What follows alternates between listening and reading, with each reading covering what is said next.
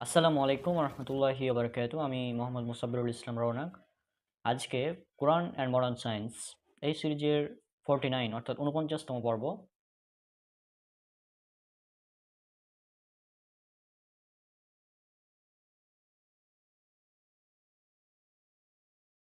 এবং আজকে আমরা একটি গুরুত্বপূর্ণ বিষয় নিয়ে আলোচনা করব। সেটা হচ্ছে সন্তানের লিঙ্গ নির্ধারণে কার ভূমিকা রয়েছে, মাতার নাকি পিতার, অর্থাৎ মায়ের নাকি বাবার ভূমিকা রয়েছে এ ব্যাপারে। আমাদের সমাজে আগে প্রচলিত ছিল যে যদি কোনো কন্যা সন্তান হতো তাহলে মানে বাসার যে বউ, হুম, মানে সন্তানের মা, তাকে দোষারোপ করা হতো, কারণ ওই কন্যা সন্তান জন্ম দিল কেন, এই জন্য।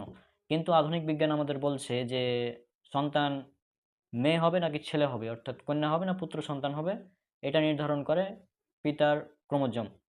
অর্থাৎ বাবার ক্রোমোজোম এটা নির্ধারণ করে।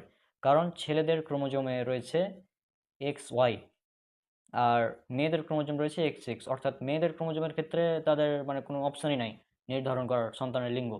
অর্থাৎ সন্তানের লিঙ্গ নির্ধারণের জন্য এটা একমাত্র মানে পিতাই ভূমিকা পালন করে।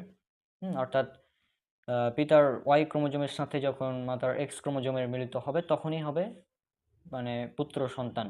আর পিতার এক্স ক্রোমোজোমের সাথে যখন মায়ের এক্স ক্রোমোজোম মিলিত হবে তখন হবে কন্যা সন্তান। যেটা আমরা ক্লাস 9-এর সায়েন্সের বিজ্ঞান বইয়েও এটা পড়েছি, জীববিজ্ঞান বইয়ে। হ্যাঁ, আর আপনারা বিষয়টা স্ক্রিনে দেখতে পাচ্ছেন যে এটা আসলে কিভাবে হয়। তো এখন আজ থেকে 1400 বছর আগে এটা কেউ কল্পনা করেনি যে এভাবে হয় নির্ধারণ লিঙ্গ। কিন্তু আল্লাহ সুবহানাহু ওয়া তাআলা পবিত্র কোরআনে এটা বলে দিয়েছেন। এটা উল্লেখ করা আছে পবিত্র কোরআন সূরা নাজম সূরা নম্বর 53 আয়াত 45 এবং 46। আর তিনি যুগল সৃষ্টি করেন পুরুষ ও নারী শুক্রবিন্দু থেকে যখন তা নিক্ষিপ্ত হয়। এখানে দেখুন স্পষ্ট 45 নম্বর আয়াতে বলা হচ্ছে যে তিনি সৃষ্টি করেন পুরুষ ও নারী। পরের আয়াতে বলা হচ্ছে শুক্রবিন্দু থেকে। শুক্রবিন্দু নিক্ষিপ্ত হয় একমাত্র পুরুষদের থেকে।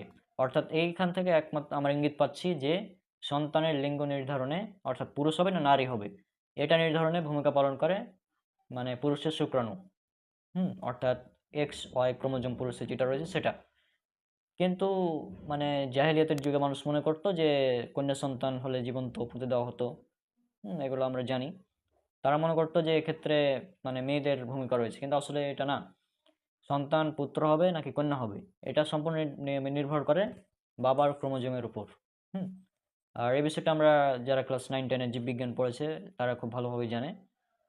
তো আজকে আমরা এখানে বিদায় নিচ্ছি, ইনশাআল্লাহ পরবর্তী এপিসোডে আমরা অন্য কোনো বৈজ্ঞানিক টপিক নিয়ে আলোচনা করব। আজকে এ পর্যন্তই। সবাই আমার জন্য অনেক অনেক দোয়া করবেন। আসসালামু আলাইকুম রহমতুল্লাহি বারাকাতুহু।